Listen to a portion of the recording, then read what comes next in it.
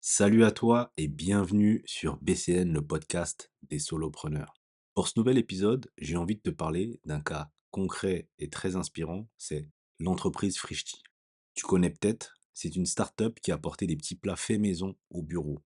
Ce qui est intéressant avec eux, c'est que leur proposition de valeur a fait plusieurs virages depuis leur début. Et pour moi, c'est une vraie masterclass en termes d'agilité, en termes de flexibilité. Et dans cet épisode, je vais te montrer comment Frishti s'est lancé avec une idée super ciblée, pourquoi ils ont fait évoluer leur offre, et surtout ce que toi, tu peux apprendre pour ton propre projet, que tu sois solopreneur, freelance ou porteur de concept. Comme je dis toujours, mets-toi dans de bonnes conditions pour écouter au mieux ce qui suit. Avant de rentrer dans le vif du sujet, je vais te rappeler ce qu'est une proposition de valeur. Une proposition de valeur, c'est tout simplement la promesse que tu fais à ton client. C'est ce que tu vas lui apporter, la solution que tu proposes à son problème. Et le plus important, c'est que ça doit résonner avec un besoin réel. Pas avec ce que toi tu peux trouver plutôt cool, mais vraiment avec ce que lui ou elle veut et vit. Ce que lui ou elle veut. Le client. Uniquement le client. On est en 2015. Frishti débarque à Paris avec une idée. Leur proposition de valeur initiale était des plats faits maison livrés au bureau pour les urbains pressés. Est-ce que tu arrives à comprendre à travers ces quelques mots leur promesse? Donc la première chose que tu peux noter, c'est que 1, tu as le côté fait maison, qui est plutôt égal à la qualité et au fait que les plats seront sains. 2, tu peux aussi comprendre livrer vite. Ça, c'est pour le côté pratique. Et en 3, tu peux aussi comprendre que là, on cible les personnes qui travaillent dans des bureaux. Donc la cible est plutôt bien définie.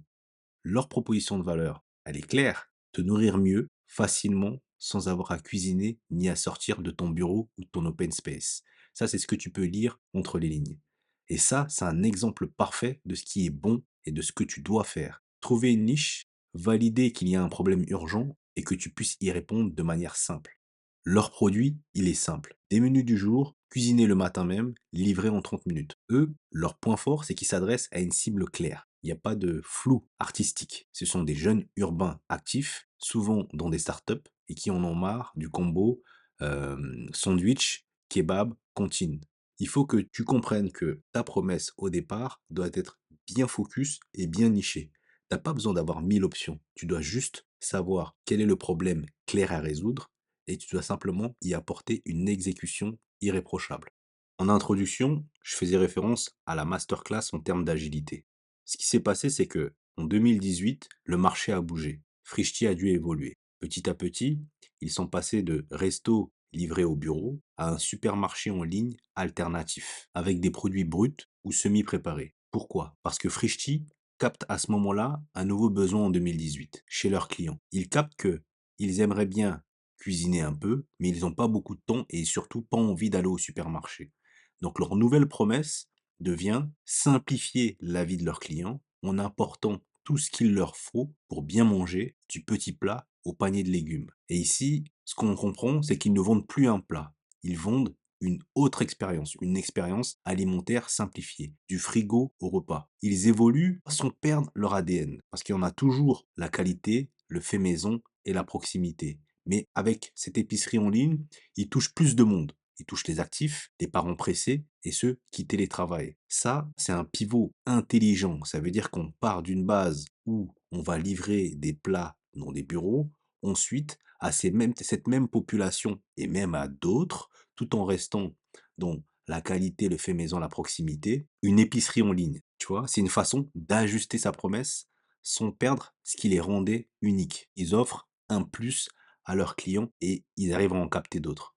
Donc, il faut toujours que toi aussi, tu penses à écouter les besoins qui émergent. Tu vois, tes clients, ils te parlent, mais il faut aussi que tu apprennes à savoir lire entre les lignes. La nouvelle promesse peut aussi se comprendre de cette façon, c'est tu auras tout ce dont tu as besoin pour bien manger chez toi, livré en moins de 15 minutes. Et ça, c'est une façon d'écouter le marché, d'analyser les comportements d'achat et de comprendre ce que les clients veulent, peut-être un peu plus de flexibilité, moins de dépendance au supermarché classique. Et ça, c'est vraiment en étant en contact de ces clients, en les écoutant suffisamment pour pouvoir anticiper leurs besoins et surtout y répondre parfaitement. Je trouve que Frishti, dans son évolution, l'a bien compris. Maintenant, le plus intéressant arrive pendant l'année Covid. Donc, comme il n'y a plus de livraison au bureau, Frishti, au lieu de s'effondrer, eux, ils accélèrent sur l'offre de courses livrées en 15 minutes. Donc, ils vont vendre des paniers repas à cuisiner à la maison. Et ils vont propulser aussi le modèle d'épicerie du quotidien ultra rapide. Donc, leur proposition de valeur, en tout cas la nouvelle, elle va être, on te livre tout ce qu'il faut pour bien manger chez toi rapidement. Ils répondent avec ça à une nouvelle douleur. C'est que je suis chez moi, je veux bien manger, mais je ne veux pas passer 1 heure à cuisiner ou à faire les courses. Donc ils sont passés du resto livré à toi, à ta cuisine intelligente en kit. Et c'est là que leur agilité a payé. Tu vois, ils avaient une base solide, une marque bien perçue, et ils ont su se repositionner rapidement compte tenu du contexte Covid. Et ça, pour moi, c'est quelque chose de très important parce que ça rappelle une chose, c'est que la proposition de valeur n'est pas quelque chose de figé. C'est quelque chose qui évolue avec un contexte, comme là avec le Covid.